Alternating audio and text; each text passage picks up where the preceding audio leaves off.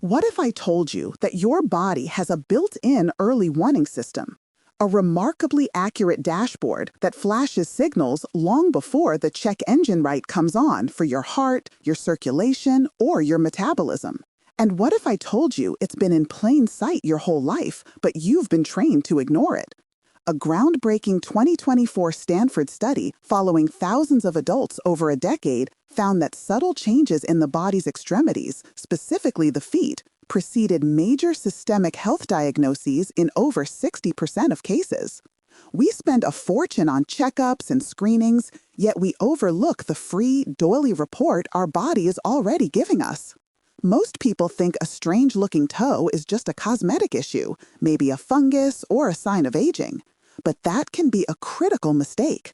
A toe that changes color isn't just a toe problem, it's a message sent from the farthest outpost of your body about what's happening at the very core of your system. We spend a fortune on checkups and screenings, yet we overlook the free, daily report our body is already giving us. Most people think a strange-looking toe is just a cosmetic issue, maybe a fungus or a sign of aging. But that can be a critical mistake. A toe that changes color isn't just a toe problem, it's a message sent from the farthest outpost of your body about what's happening at the very core of your system. There's one signal in particular, a very specific color change, that is the most urgent of all. It's the one you absolutely cannot afford to ignore, and I'm going to save that one for near the end. But what you're about to learn could give you a profound new understanding of your own health. It's the difference between catching something when it's a whisper and waiting until it's a roar. Let's start with a hard truth. We are unbelievably mean to our feet. Think about it. We cram them into shoes that don't quite fit, force them to stand on hard surfaces for hours, and then we have the audacity to get annoyed when they ache. We will spend 10 minutes examining a new wrinkle on our face in the mirror, but our feet? They stay hidden in socks and shoes, out of sight and out of mind. They are the unsung, unappreciated heroes that carry the entire weight of our lives, step after step, year after year.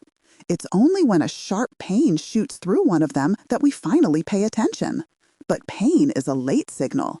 Your body starts sending much quieter, more subtle messages long before that.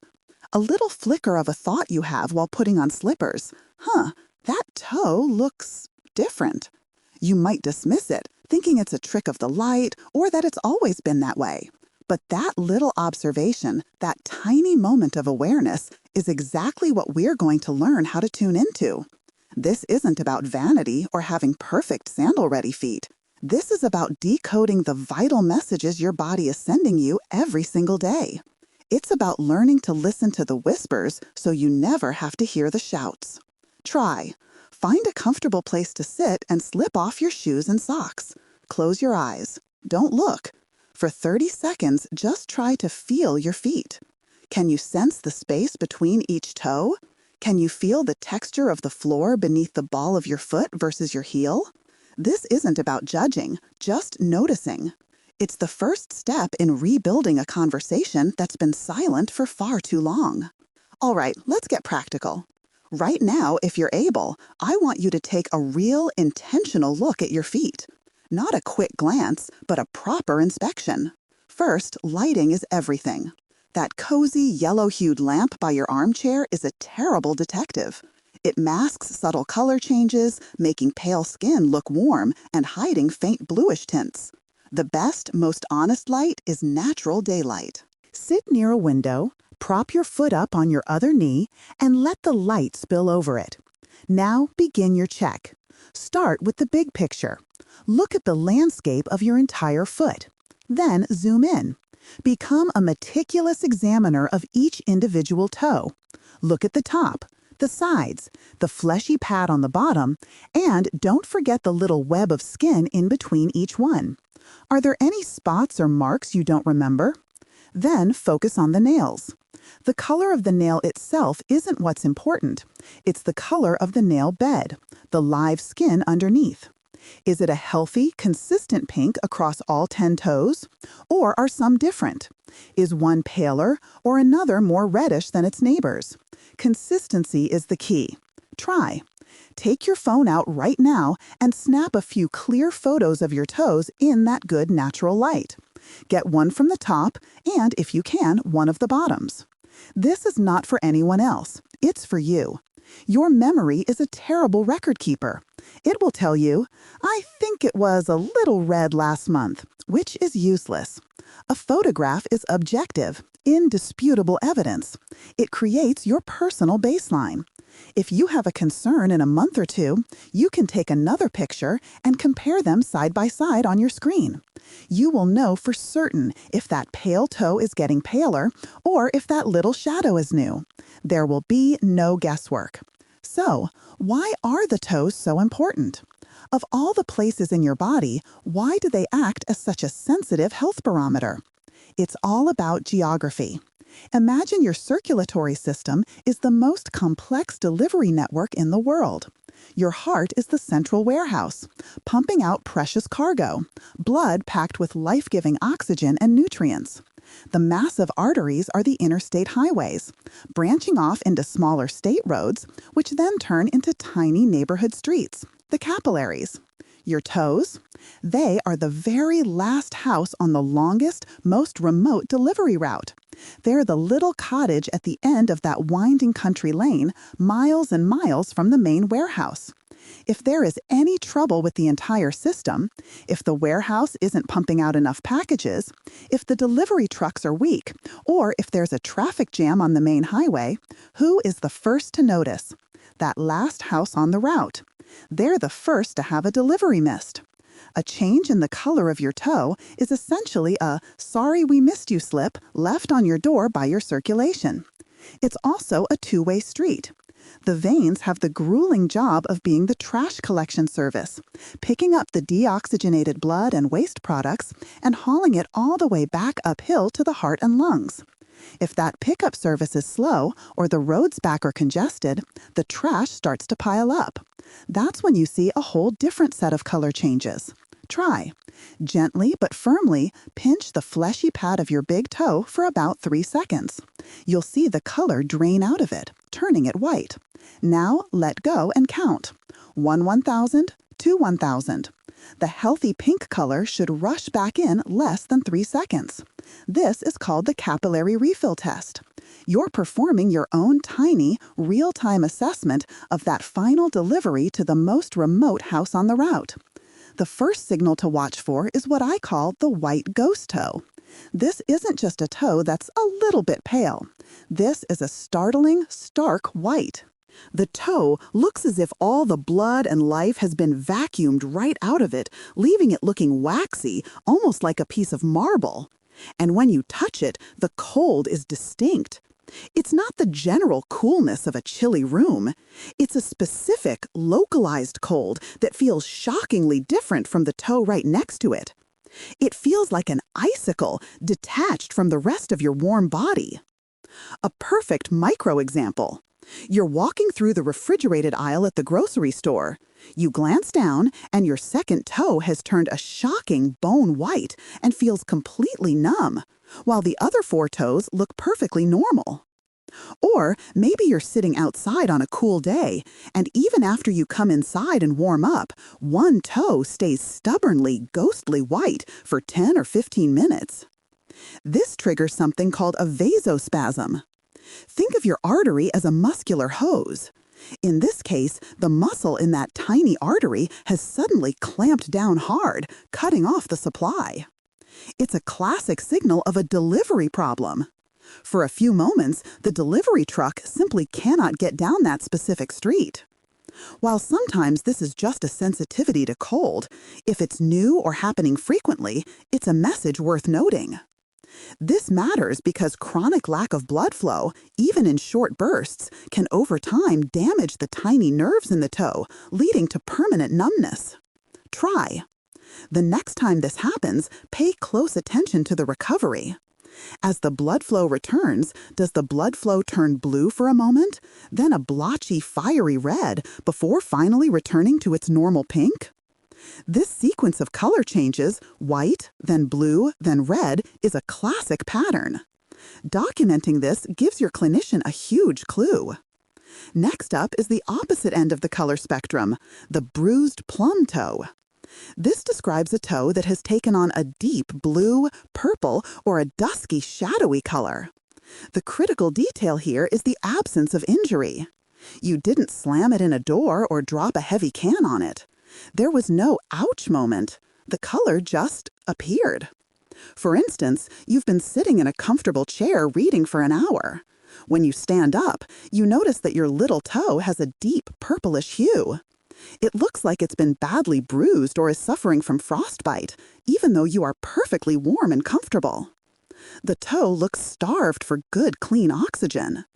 This is a classic trash pickup problem. The oxygenated blood, the delivery, is likely making it to the toe just fine. But the veins, the trash collectors, are struggling to get the old, deoxygenated blood out of the area and back up to the heart. It's like a major traffic jam on the highway leaving town. That stale, oxygen-poor blood begins to pool in the tiny vessels of the toe.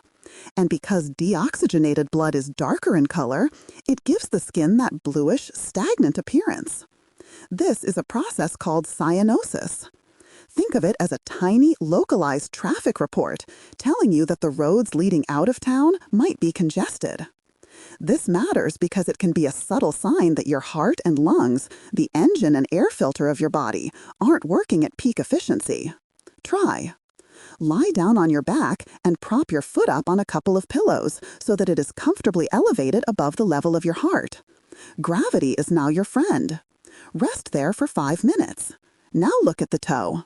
Has the deep, dusky color faded? Does it look pinker and healthier?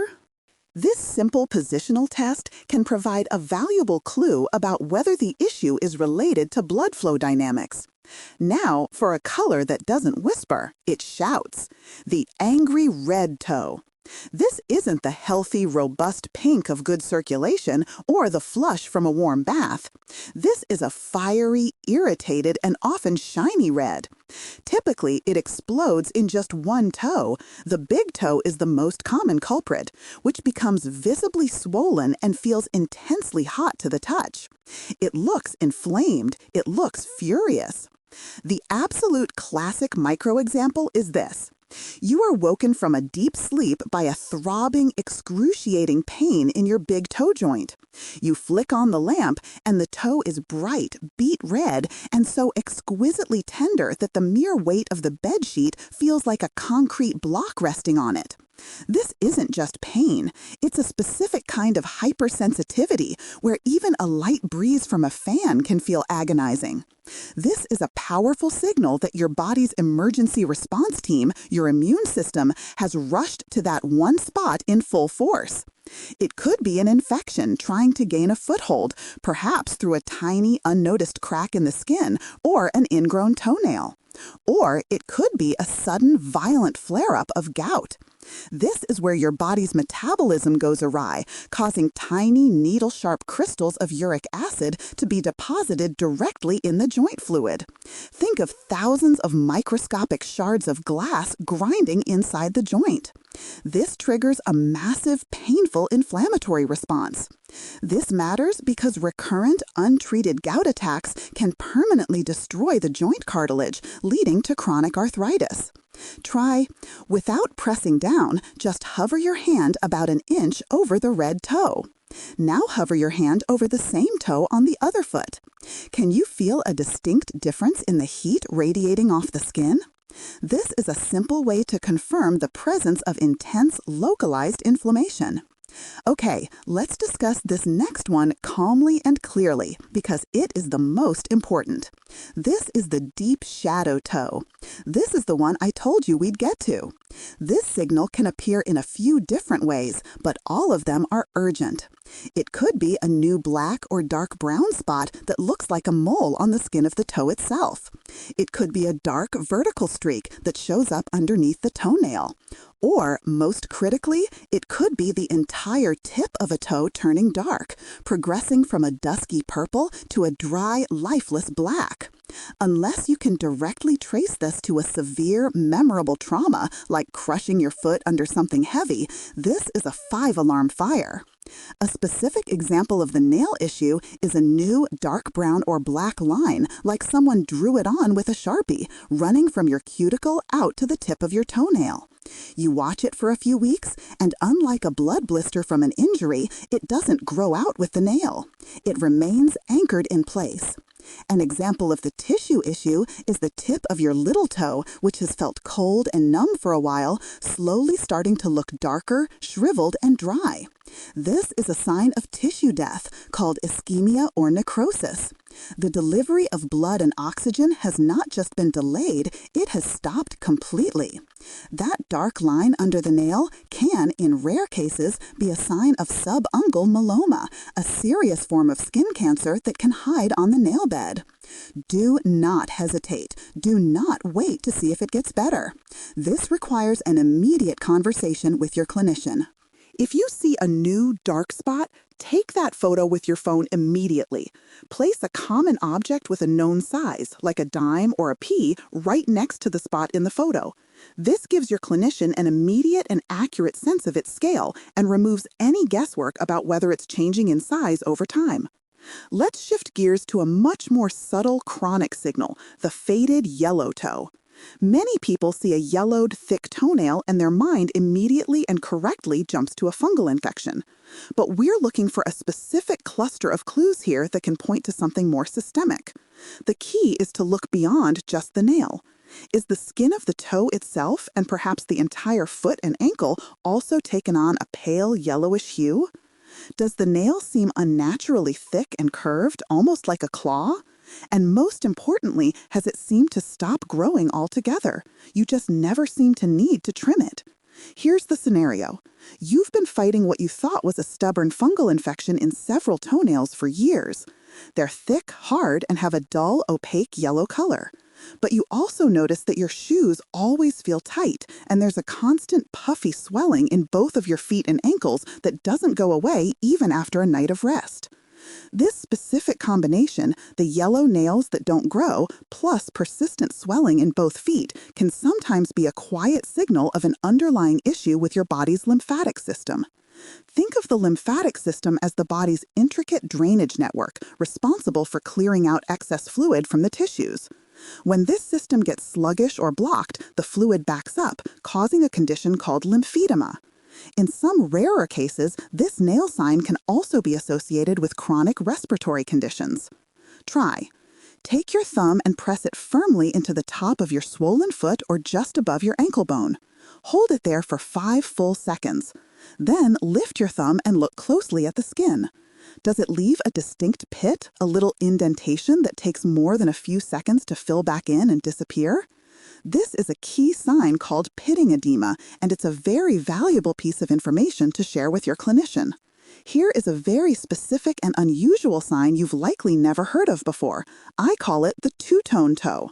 This one doesn't affect the skin of the toe, but the nail bed, the living tissue that lies directly underneath your toenail. What you see is this. The bottom half of the nail bed, the part closer to your cuticle, is a stark, opaque white. It looks like it's been painted with correction fluid. The top half of the nail, the part closer to the tip of your toe, remains a normal, healthy pink, or sometimes has a reddish-brown band. The result is a nail that looks like it has a perfect, sharp dividing line drawn across its middle, separating a white bottom from a pink top. It's sometimes called a half-and-half nail or Lindsay's nails. Because it's painless and doesn't look particularly alarming, it is incredibly easy to dismiss as just a weird quirk of your nails. But this highly specific pattern can be a quiet, subtle clue that may be related to the health of your body's master filtration system, your kidneys. Chronic kidney disease can cause changes in the tiny blood vessels and protein levels in the nail bed, leading to this distinctive appearance. It is not a common sign, but it's a valuable one to know about precisely because it is so strange and specific. It's a piece of insider knowledge your body might be sharing. Try. Look closely at all of your nails, on both your fingers and your toes, in good light. Is this two-tone pattern present on just one nail, or can you see it on several? The more nails that are affected, the more significant the finding is. Documenting which nails show the pattern is a very helpful piece of information. Seeing any of these signs can be unnerving, I know, but how you communicate what you're seeing to your clinician can make a world of difference. Walking into an appointment and simply saying, "My toe looks funny," is a starting point, but we can do so much better. Your goal is to be an excellent, precise reporter for your own body. Before you go, take 5 minutes to organize your thoughts. Think like a journalist covering a story: who, what, where, when, and how. So instead of, "My toe is weird," you can say, "What? I'm seeing a deep purple color." Where? It's on my right second toe, specifically from the tip down to the middle knuckle. The rest of the toe is a normal color. When? I first noticed it 3 weeks ago. It seems to be most noticeable after I've been sitting for a long time, and the color improves after I get up and walk around for a few minutes. How it feels. It feels colder than the other toes and is slightly numb, but it doesn't actually hurt. This detailed, specific report is absolute gold for a clinician. Using descriptive language like throbbing, numb, fiery red, or waxy white paints a crystal clear picture for them. And please, bring that photo you took on your phone. Showing them the picture is worth 1,000 vague descriptions. Finally, prepare a specific question. Instead of asking a general question like, "Is this bad?" try asking something that shows you're an active partner in your health. "Given this color change and the numbness, do you think we should investigate the circulation in my lower leg? Or could this new symptom be related to my diabetes management?" Before your appointment, write your top 2 or 3 questions on a small piece of paper or a sticky note and put it in your wallet or with your insurance card. When you're in the exam room, it's so easy to get flustered and forget what you wanted to ask. Having that physical note in your hand keeps you focused and ensures you leave with answers. Beyond just watching for signals, there is one simple, proactive habit you can build to support the health of your feet and lower legs, and you can do it right from your chair. It's a gentle, low-impact exercise called the ankle pump. Think of the large, powerful muscles in your calves as the second heart for your lower body. Your main heart does a great job pumping blood down into your legs. Gravity helps with that. But getting all that used blood back up is a tough job. Your veins have tiny one-way valves, and every time you contract your calf muscles, you squeeze those veins, actively pumping the blood up past the valves and back toward your heart. The ankle pump is how you manually switch on that second heart. Sit comfortably in a chair with your feet flat on the floor. First, keeping your heel on the ground, pull your toes and the front of your foot up toward your shin as far as you comfortably can. Feel that good stretch in your calf. Hold for 3 seconds. Then, slowly point your toes away from you, pressing them down as if you're pushing a car's gas pedal to the floor, lifting your heel up high. Feel the powerful squeeze in your calf muscle. That's one full pump. Aim to do this 10 or 15 times, smoothly and deliberately, whenever you've been sitting for a while. Of course, stop if you feel any sharp pain. And it's always wise to talk to your clinician before starting any new exercise if you have pre-existing heart, balance, or major joint issues, or a history of blood clots. Try. Link this new habit to an existing one. This is called habit stacking. For example, every time the commercials come on during your favorite TV show, do a set of ankle pumps until the show comes back on.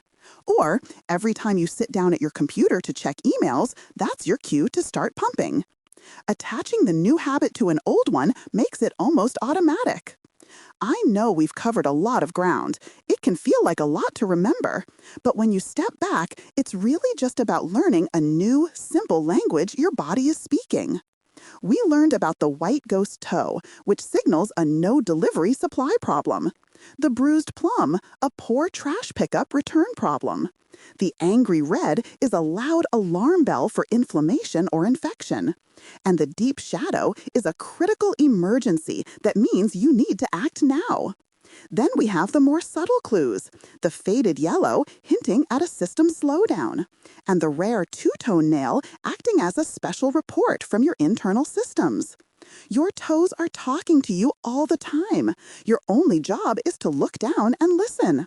Nobody is a better expert on your body than you are because you are the one who lives in it every single day. This isn't about creating fear or anxiety. It's the exact opposite. It's about trading vague, powerless worry for specific, powerful awareness. You are your own best health advocate. Remember, looking down is the first, most important step you can take to look out for yourself. Take care. Go to the pharmacy and get one of those small, inexpensive, unbreakable mirrors with a long handle. Keep it in your bathroom. Once a week, after you get out of the shower when your skin is clean, take just 60 seconds to sit down and use the mirror to get a good, clear look at the bottoms of your feet and between your toes. You're just checking for anything new, anything different. It's one of the simplest, fastest, and most powerful health habits you can possibly build.